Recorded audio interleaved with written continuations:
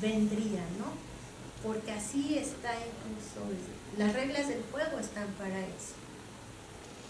Si es un modelo liberal, también en este momento, llamado 4T. Y estamos en la revisión de marcos normativos, y aquí es donde, de verdad, en fin, es lo que voy a ver ahorita. Sobre todo buscar teatro diferenciado de los reglamentos de protección civil y uso de suelo. Reducir obstáculos reglamentarios en temas hacendarios. También desde el GRECU en algún momento hicimos una propuesta de agenda fiscal para la cultura, de un listado de 12 problemas. La mesa de trabajo decidió, con el SAT, con Hacienda, decidió que se podían atender 3 problemas, y sin embargo pues fue el momento en el que Videgaray invita a Trump y cambia todo en Hacienda, y ahí murió nuestra mesa de negociación. Pero es muy interesante porque ahí sí yo vi lo que se llama la tecnocracia. Un cambio atraviesa con cuántas leyes, y eso es muy importante de observar. En fin, se necesita el especialista de cultura, pero también se necesita a el que sabe de administración, de finanzas, de actuaría, etc. Acá se está pidiendo una figura jurídica que le dé certidumbre a las empresas culturales sin fines de lucro. Y en México, en Ciudad de México, estamos hablando de la Ley de Espacios Culturales Independientes en el 2018, que es lo que voy a atender ahora. Avanzar mecanismos de evaluación, que la continuidad de los apoyos, en el caso de México en Escena, se dé a través de logros, objetivos y metas. Crear indicadores de la actividad teatral. Ahí yo creo que se perdió algo muy importante en el seguimiento del programa de México en Escena. Se dan unos cuestionarios al final, eso se debió de haber evaluado. ¿En qué escritorio quedó? No lo sabemos, ¿no?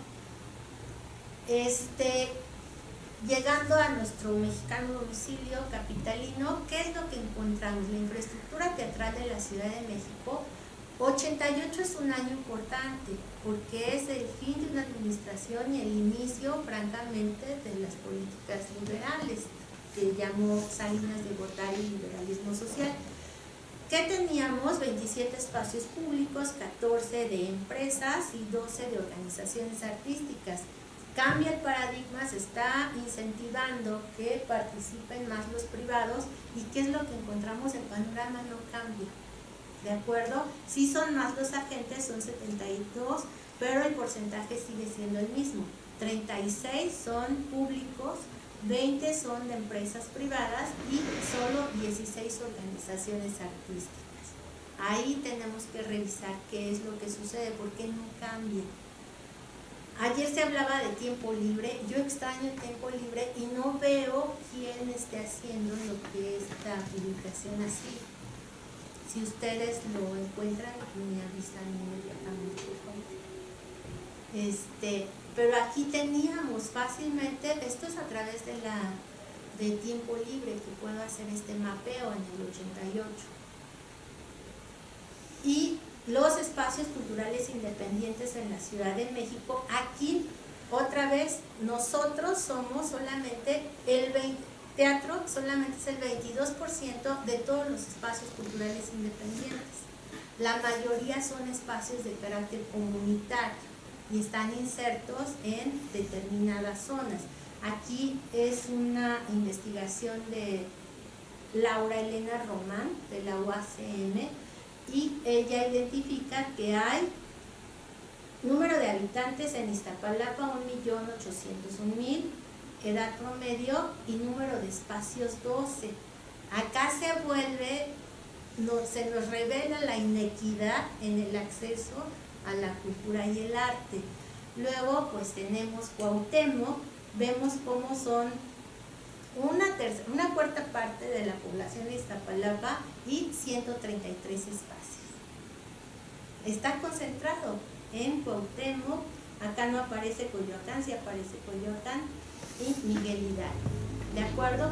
Entonces, ¿qué es lo que vemos? Que, por ejemplo, el sistema de información cultural, que antes era del CONACULTA, registra 246 espacios oficiales, 68 se encuentran en la alcaldía de Cuauhtémoc, 28 en Benito Juárez, Entonces, en el caso de Iztapalapa, la proporción es de 100,000 habitantes por un espacio. El promedio es de 35,000 habitantes por un espacio. Y una programadora, agente cultural, etcétera, etcétera, muy connotada, me decía, ¿y dónde están los usuarios que me tocan? No llegan a las salas, ¿no? Pero así está la proporción. Estos indicadores se miden igual que se mide el acceso al agua potable, el acceso al drenaje, el acceso al pavimento.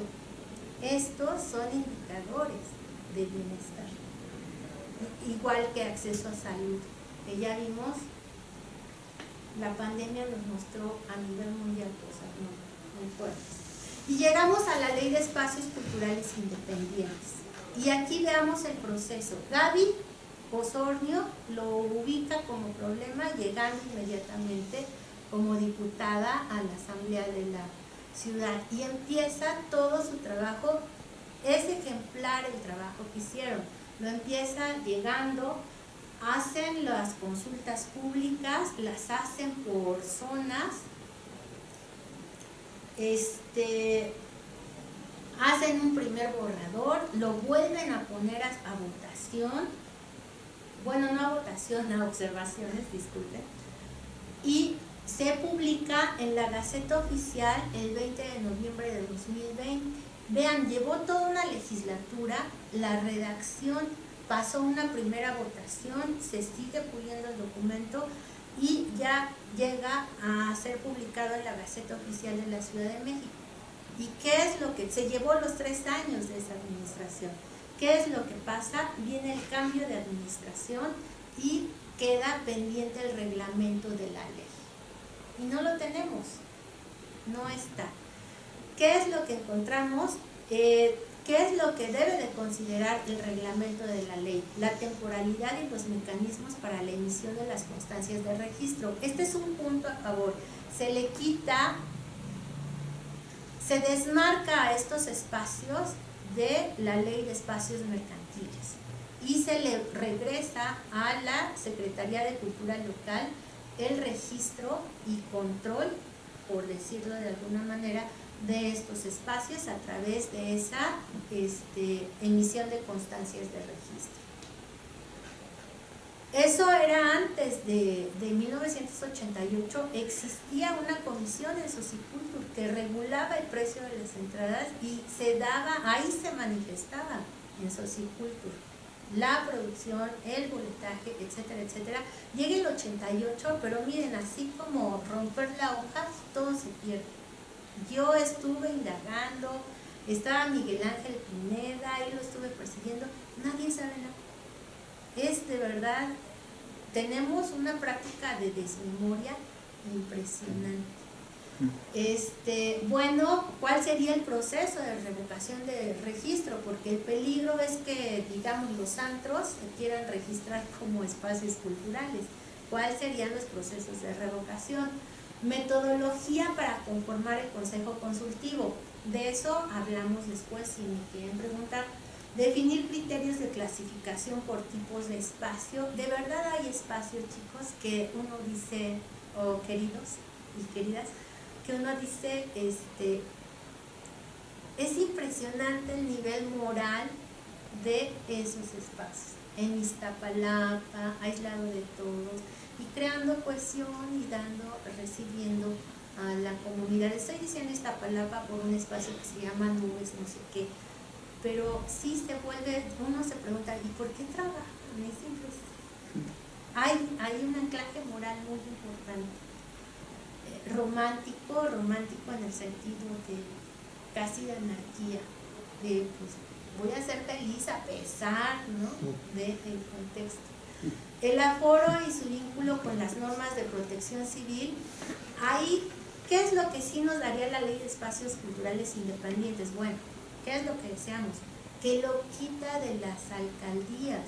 las alcaldías, en vez de ser ese primer nivel de gobierno donde van de tu lado, no, están los coyotes, ¿no? No sé si. Sin embargo, esta ley está pendiente a que se armonice con la ley de establecimientos mercantiles. Aquí tengo un resumen.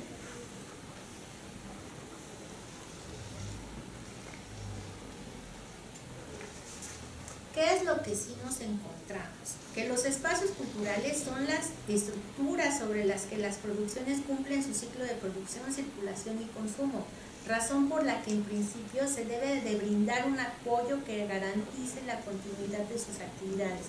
Son un detonante de la cadena de valor en las artes escénicas.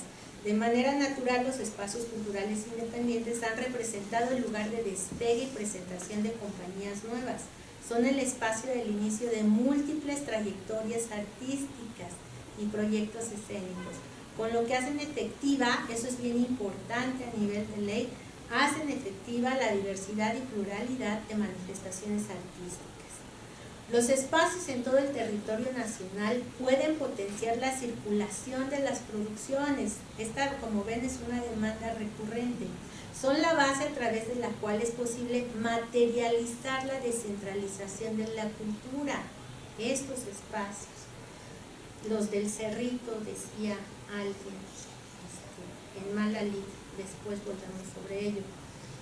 Apoyar la reapertura y continuidad de las actividades de los espacios escénicos es la vía que hace efectiva la accesibilidad a los bienes y servicios culturales de la población.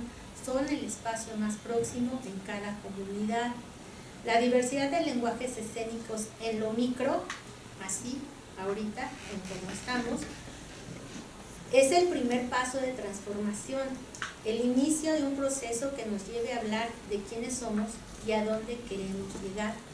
En territorio, los espacios culturales resultan en intermediarios entre la administración cultural de cada estado, los artistas y la ciudadanía.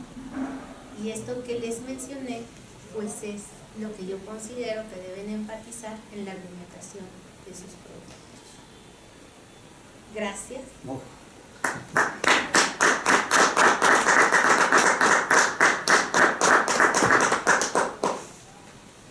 Wow. Pati, ¿qué trabajar? Sí. ¿Qué trabajar? Digo, y resumirlo ahorita en unos minutos, me resulta impresionante. Una hora, muchas gracias. En una hora, no, ¿qué trabajar? Qué espacio tan privilegiado, agradecidísimo. No, al contrario. ¿Y hacia dónde va entonces? ¿Hacia dónde en este momento, hacia dónde visualizas que vamos? ¿O estamos estancados o qué pasa? Como mencioné, los cambios son graduales y muy lentos. Yo creo que sí va a salir algo de recio, que sí se reconfigurará. También desde el CLAE, Centro Comunitario Ley de Artes Escénicas, participo en una mesa de redacción de un título sexto para la Ley de Cultura, Ley General de Cultura y Derechos Culturales a nivel federal, donde el título sexto es relativo a artes escénicas, ¿no? Y ahí se enfatiza mucho lo de los circuitos culturales. ¿Qué pasa? ¿Cuál sería la crítica de que se haya echado a andar así como una política cultural reactiva al momento que estamos viviendo? Es que no está en papel.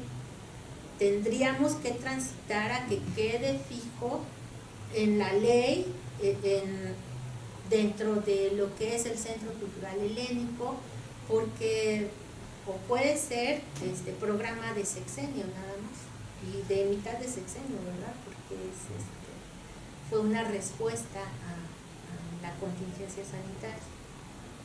Y el Colegio de Productores de Teatro, bueno, me regreso a la ley, yo veo que se está trabajando como para aprovechar algo que se llama en política un periodo de ventana, cuando esté ese momento de pertinencia política, ahí ya tener el pie, ¿no?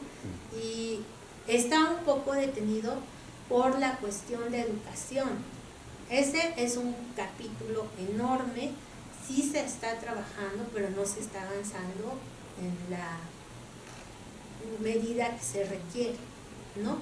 Está el Colegio de Productores de Teatro, que yo también veo que están insertos en la Asamblea Legislativa, están ahí con turismo, ¿no?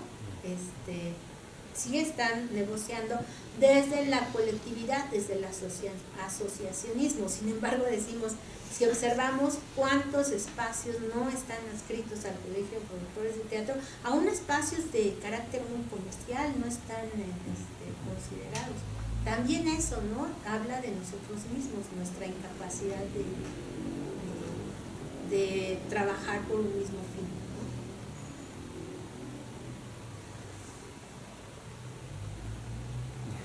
¿no? Yo tengo varias inquietudes.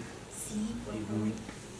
Bueno, más allá de reconocer la línea de investigación que ha seguido, tengo, ante este panorama, me brincan dudas que, bueno, ya las vengo arrastrando, pero a ver qué tanto me puedes aportar para solventarlas.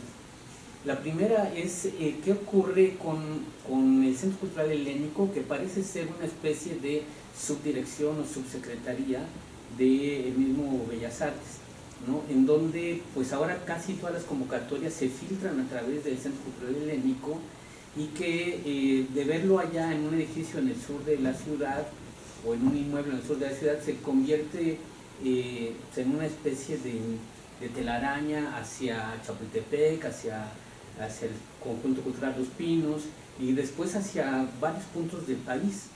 Entonces, ¿qué sucede con ese tipo de política en donde pues para el arte teatral en específico, lo que era la Coordinación Nacional de Teatro parece que se está borrando por la presencia del Centro Cultural Helénico, que tiene más fuerza en muchas otras actividades, no solo las artes escénicas, sino en muchas otras más? Entonces, hacia ese punto, ¿qué consejo podría haber para los espacios independientes como el foco para poder insertarse en ese tipo de políticas? Sí, el Centro Cultural, regresamos a esto que decía de secretaría, consejo, oficina, ¿no? El Centro Cultural Helénico es una unidad administrativa, entonces es el espacio administrativamente que permite todo este juego. Todo ese dinero de estas convocatorias nos dicen que se otorgaron 180 millones del complejo Chapultepec o del proyecto, del megaproyecto Chapultepec para estas convocatorias, pues es lo mismo, porque es una unidad administrativa, no se lo pudieron pasar a Bellas Artes, porque cómo crecería, el dinero ya está etiquetado desde el presupuesto, entonces en vez de fortalecer a Bellas Artes y dárselo, bueno, lo usan a través de ahí. Eso lo anotó Antonio Mier Hughes, que es economista, y o sea, él lo vio en el minuto 1, ¿verdad? Que salió la convocatoria. No es estructural, les digo, es probable que sea un proyecto de esta administración, ¿verdad? Sí, pero también sí está esa pregunta. Sin embargo, en la reactivación, cuando veo a la Coordinación Nacional de Teatro, pues está haciendo y llevando los programas que debe llevar, también eso. Y la estructura tan fuerte, tan rígida del Instituto Nacional de Bellas Artes, pues no permite así como tan fácil que salgan estos apoyos emergentes. Sí, fue el mecanismo que se utilizó. Sí, yo ya lo había preguntado. Y gracias que lo observas, porque no soy la única que lo observó. Y pues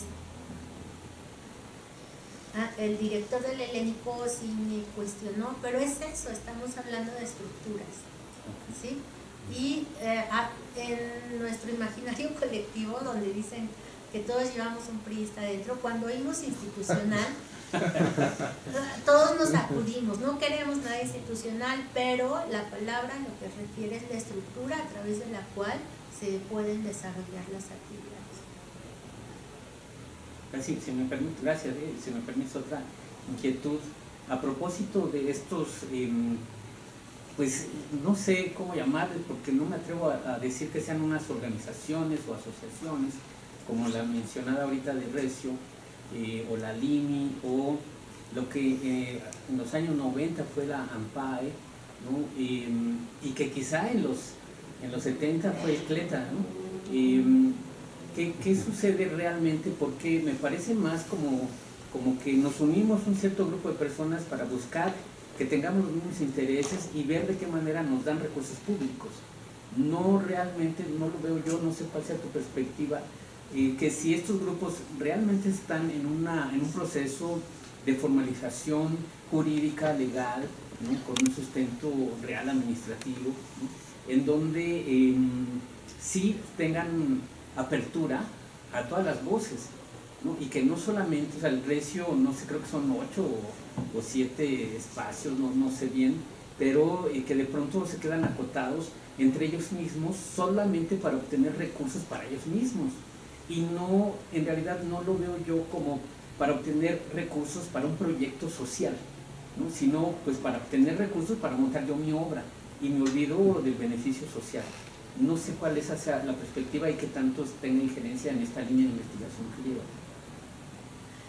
Sí, cuando yo observo cómo nos ven los estudiosos, los especialistas en ciencias sociales, es que planteamos mal nuestros objetivos, incluso de yo necesito producir, sí, pero ¿para qué? Nos falta la enunciación del para qué, para acceder a los recursos públicos gubernamentales. Ahí eso te lo dicen inmediatamente, los científicos sociales, los que observan esto. También tenemos en México, sí hay una historia de colectivos artísticos, sobre todo desde las artes plásticas, y pues tendremos que como recapitular, ¿no? Y también observamos cuando sucede esto, pues que los liderazgos no son tan evidentes, y también no es tan evidente el objetivo que nos hace vincularnos.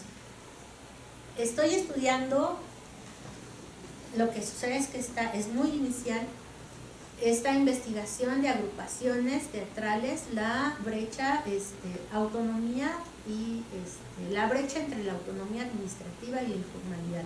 La tesis es que se trabaja desde la informalidad, aun cuando se habla de los 250 producciones diarias en la Ciudad de México. ¿Qué es lo que decimos? Bueno, de esas, de verdad, ¿cuáles cotizan Hacienda? ¿Cuáles sí están, pagan las aportaciones a la ANDA? ¿Cuáles sí? Así nos vamos, y pues vamos a ver que hay un espectro enorme que está fuera de la normativa del Estado, la regulación del Estado, y tiene sus razones. No les representamos gran cosa como sector, y yo lo he escuchado de funcionarios públicos, ¿no? Así, porque hay un impuesto porque si hay una forma fiscal para los artesanos, y por qué no hay para el sector de teatro. Pues los artesanos se presentan en bienales internacionales, y ¿qué es lo que hace? El que compra la obra, desde ahí está incluido el impuesto, no pasa por manos, hay un régimen especial para estos artesanos, pues que sí vemos realmente son artistas. Pero ahí hay un peso político en la negociación. Acá definitivamente nos tendríamos que preguntar cuánto dinero si pasa por cotizaciones, ¿no? Y dentro de todo esto que te digo que estoy estudiando de las agrupaciones, existen los tipos de organizaciones. Entonces tendremos también que caracterizar a las agrupaciones artísticas como cualquier tipo de organización, y cuáles son sus metas y sus fines. Eso apenas lo estoy estudiando. Pero, y sí, o sea, nos hablan, también tenemos esta cuestión así que nos hace mucho ruido del corporativismo priista, pero lo que hoy sucede es que no tenemos ninguna organicidad en el sector. casi nosotros hacemos material, el sálvese quien pueda. En mi caso, perdón, en la asociación que yo tuve, pues cumplíamos con todas las normatividades, con todo, o sea, pagábamos todos los impuestos, pagábamos todos los gastos, y de verdad era muy complicado poder acceder a los recursos, ¿no? Al final sí pudimos acceder a los etiquetados desde la Cámara de Diputados, pero a través de la negociación con diputados, ¿no? Porque de pronto, pues ahorita que tú pones ahí los 20 años del FONCA, si realmente vemos cuántos fueron beneficiados, los artistas se repiten, ¿no? Si veo un México en Escena, grupos que le dio México en Escena por 12, 15 años o más, ¿no? Y que no hubo esta valoración real, ni siquiera esa entrega de resultados o con indicadores específicos en donde pudieran ellos demostrar que el recurso de México en Escena realmente les aportó y se generó un desarrollo o se pudieron reutilizar para una reinversión o algo, ¿no? Y que, sin embargo, cuando nosotros nos zafamos de estar observando quiénes son los jurados del FONCA, pues preferimos negociar con otro o hacer otro tipo de cabildeo, ¿no? Para poder tener ese tipo de recursos. Y es lo que te mencionaba, ahora estos grupos que de pronto gente que se reúne para querer hacer cambios o hacer propuestas o iniciativas de ley, ¿no? Lo hacen pero por su propio interés, ¿no? No realmente para beneficiar a la comunidad. Decíamos, ¿no? Cómo estamos en un cambio de época y nos habla la propia literatura de la sociología de una solidaridad mecánica, de una solidaridad orgánica. Cuando tú lo lees dices, ay, este es el corporativismo priista. Pues hoy nos falta un poco de organicidad, pero creo que también lo podremos ir construyendo. En el principio dije, ¿qué dijo Mario Espinosa? Si nos atacamos así, pues desaparecemos todos. Es moral, sí. Perdón. Gracias. A mí me gustaría hacer una aportación, Pati, en relación a este tema de la organización básica organización de organizaciones teatrales. Un capítulo muy importante que fue la creación de la OTIM en los 80. Ajá, sí, la Organización de Teatros Independientes de México, que de alguna manera es como un punto de inicio, y que duró un tiempo, que además tenía una estructura, hablando de estructuras que tú bien señalas, que de alguna manera se trató de implantar, ¿no? De acuerdo al momento y a las necesidades de las organizaciones teatrales de los 80, principios de los 80, mediados de los 80, y que enlazándolo un poco con la inquietud que expresa el compañero, sí tenía como una iniciativa de agrupar problemas de organizaciones teatrales de ese momento, que son distintas a las de este momento, ¿no? Pero al menos en ese momento, y se logró conformar un circuito cuando, es más, ni siquiera existían los teatros independientes, lo que ahora conocemos como teatros independientes, ¿no? Había unos cuantos, no me gusta mencionar este tema en el sentido de que pueda parecer como pretencioso, pero digamos, este modelo que nos trajeron del sur, Blas Braidot y Raquel Seoane, que implantaron en México y que se empezó a reproducir, ¿no? en distintas ciudades del interior, y con algunas de esas agrupaciones se pudo organizar esta primera OTIM, ¿no? Que insisto, duró unos cuantos años, que al parecer tuvo que ver la creación del FONCA primero, ¿no? Porque empezamos a buscar la financiación del Estado y dejamos la financiación solidaria que en algún momento creó la OTIM, ¿no? A partir de crear, entre otras cosas, muestras de teatro independiente, y el impulso de espacios independientes. Yo creo que ese capítulo está como muy olvidado, ¿no? Muy desconocido además, ¿no? Tenemos ahorita la noción de este momento de la construcción de la red, ¿no? De Recio, de otras organizaciones como la ANTI, pero que incluso hacia adentro se desconoce yo lo estoy llamando capítulo, ¿no?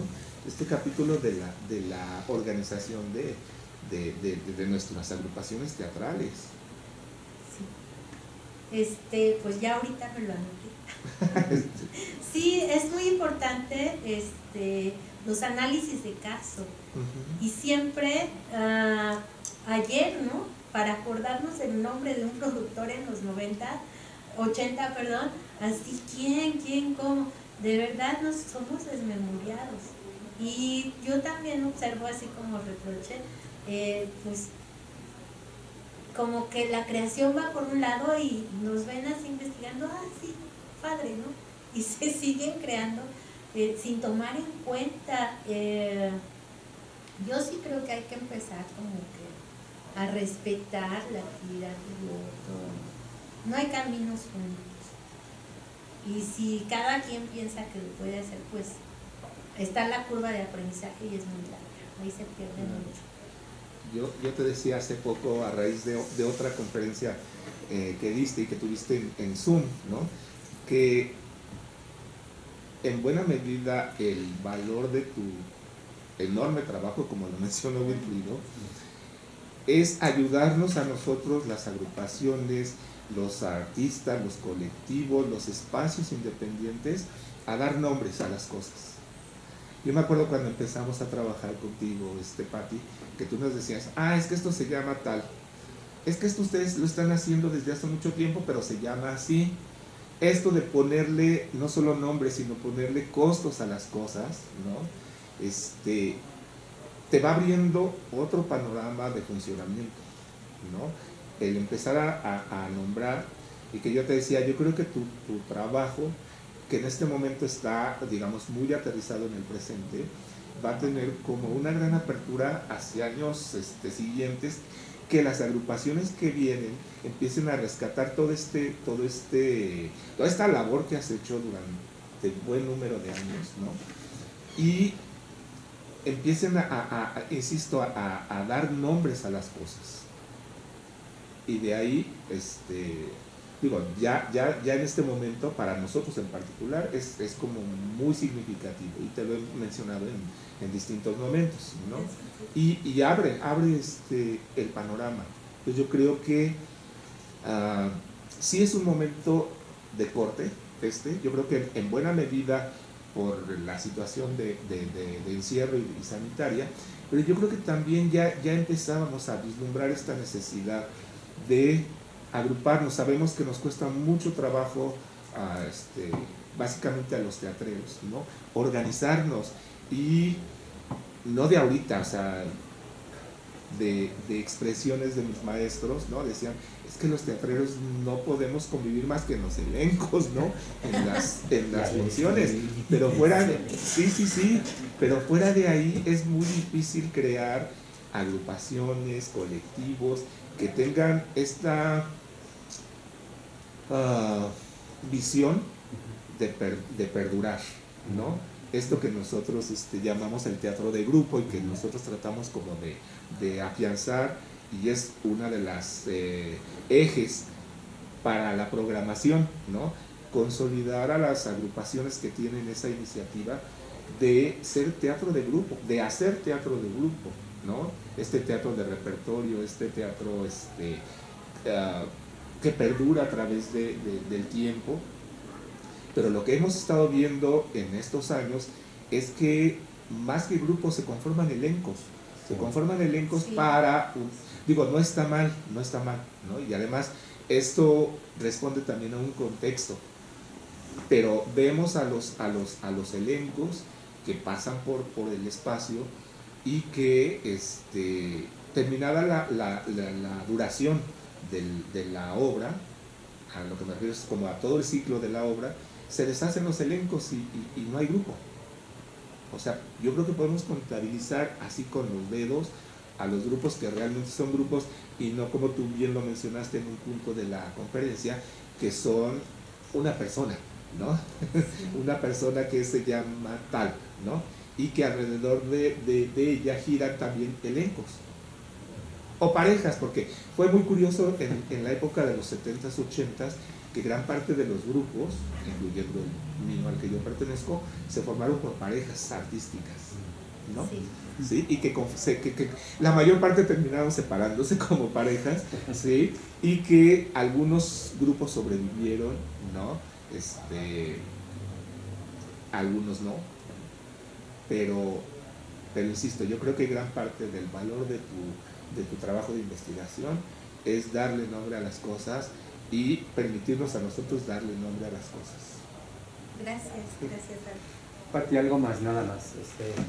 Primero, agradecerte y este foro que abrimos siempre en el Rally de Teatro, que tiene como fin, desde un espacio independiente, autónomo, con 29 años de vida, que nos ha costado, 14 tenemos administrándolo nosotros, y nos ha costado de verdad mucho trabajo mantenerlo vivo, mantenerlo como un germen que yo considero muy importante dentro de el lugar de ubicación que tiene, además, pero dentro de un país como el nuestro, que requiere el trabajo de verdad que hace Rentero es increíble, de verdad, toda la información. Yo sí te voy a pedir información para empaparme de cómo está el sector, pero el punto es yo creo que algo que nos falta, independientemente de volvernos a unir, de crear colectivos o de crear organismos que nos permitan trabajar, yo creo que el punto medular es que no tenemos identidad. Yo diría que la identidad nacional de nuestro teatro está ¿cómo se llama? Fracturada, hay una fractura. No sé si a partir de los 90, quizá tú tengas más preciso el dato, en el que los espacios independientes, los colectivos, empezamos a trabajar quizá por esta necesidad de público y de atraer un montaje o un elenco o un grupo que perdía la identidad nacional, que tiene que ver con el lenguaje, la costumbre, el idioma, la palabra, lo que ayer decía Cristal, no, la palabra. A mí se me hace bien importante el autor mexicano, el autor nacional, que yo he considerado que si tuviéramos identidad, yo lo veo desde aquí, si cada foro independiente tomara a un dramaturgo mexicano y de forma permanente investigáramos sobre él, trabajáramos sobre él, invitáramos a las sociedades nuevas, a los jóvenes a reconocer a estos artistas que nos dieron identidad, que nos dijeron, el teatro mexicano es así porque sus costumbres y sus palabras están ahí. Quizá por ahí podríamos retomar ese sentido que desde mi punto de vista yo creo que es el que no hace que estemos del todo unidos o del todo trabajando en pro de nuestra identidad. Pienso en el teatro inglés o en el teatro francés o en el teatro italiano y de repente veo y digo, ¿qué pasaría si llega un extranjero y dice, quiero ver teatro mexicano? Y a veces ni la Compañía Nacional de Teatro tiene teatro mexicano en repertorio. ¡Qué fuerte! Y pasa, Wilfrido. Es que pasa. Pasa. Yo voy a eso y digo, quiero ir al Shakespeare, por ejemplo, y quiero ver una obra de teatro mexicano, de autor mexicano. Quiero ir a la teatrería. Quiero ir, terrible lo que pasó con Carretera 45, ¿no? Se cerrado. Sí, acá... No sé si la identidad sea, no sé. Acá tendríamos que hablar de estéticas hegemónicas, ¿no? ¿Quiénes son dominantes?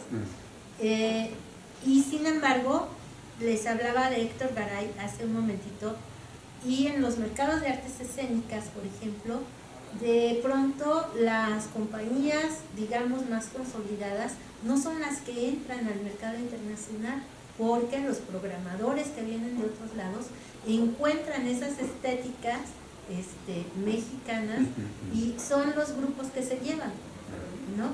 Y ahí viene así como Fernando de Ita dice, es el mejor director polaco nacido en México, ¿no? Sí, es como juego, pero ahí está, ¿no? una falta de identidad de lo nacional. Yo observaba un programa de Francia sobre Cortés cuando se montó acá. ¿Qué fue lo que se montó de Cortés por la La ciudad de los campos de algodón. Lo que montó Fue David. otra, muy violenta, una obra, pero así. El rinoceronte. No, muy impresionante. Se montó en el CENAR, lo promovió el maestro Ludwig Margules, y la escenografía fue de Alejandro Luna, o sea, fue muy grande. Está el montaje, pero además hay un programa alrededor de la figura de Cortés. Y estaba el IFAL, el Instituto Francés para América Latina, discutiendo a un autor francés contemporáneo. Fue la compañía, ¿no, Pati? La compañía nacional. Sí, lo algo montó de- la compañía nacional. de Cortés. Y lo dirigió una directora invitada, directora huésped. Fue un programa muy importante. Ahí sí ves cómo está la mediación cultural, la gestión cultural, los mineros internacionales, las compañías, las instituciones participando, formando todo eso, ¿no? Que se vuelve como más integral. Y el montaje fue muy desafortunado. La crítica fue bastante severa y la directora, yo retomé esa palabra, eso, y dice, nunca he visto a nadie que goce más el fracaso ajeno que el éxito propio. Tengo que volver a buscar la nota, después Jaime Chabó lo retoma, pero ahí está la nota de la directora en ese montaje. Y el caso de Cortés es como un ejemplo de... Tú tienes en este momento a González Dávila, pero también después la crítica literaria recupera a esos autores, ¿no? Que en su momento fueron marginados, etcétera, y vemos ya la lectura al tiempo, la lectura crítica como que lo rescata. En eso estamos. Roberto Zucco. Roberto Zucco, Ya. ¿no? La obra es escalofriante, y en general la estética, los temas que toca Cortés, muy contemporáneos, es Cortés, Bernard Marie Cortés.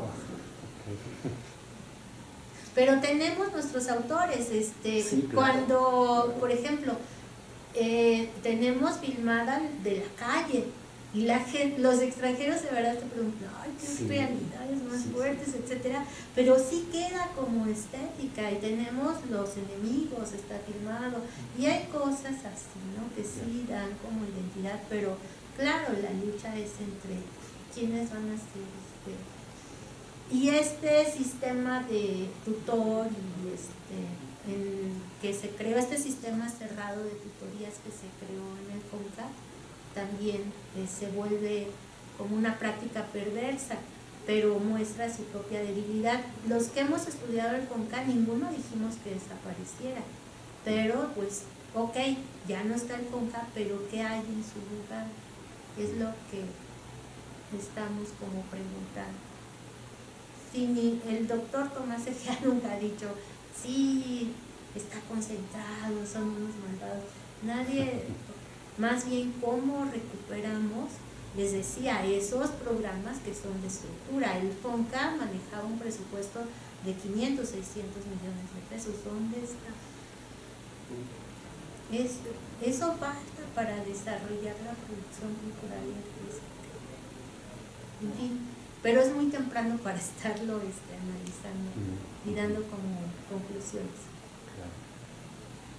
Pati, qué importante tu conferencia, de verdad, y qué importante es este foro dentro del rally, porque a mí como al frente de este grupo de la compañía Teatro del Árbol, pues sí me motiva y me inyecta nuevamente vitalidad, entusiasmo, ganas y abrir otra vez los ojos ante el panorama en el que estamos, y creo que eso a mí me genera en lo particular un estímulo muy rico, ¿no? Entonces gracias de verdad por esta conferencia, charla, que ha sido muy enriquecedora, y gracias esta tarde a todos por estar aquí con nosotros, y por supuesto gracias a ti, Pati.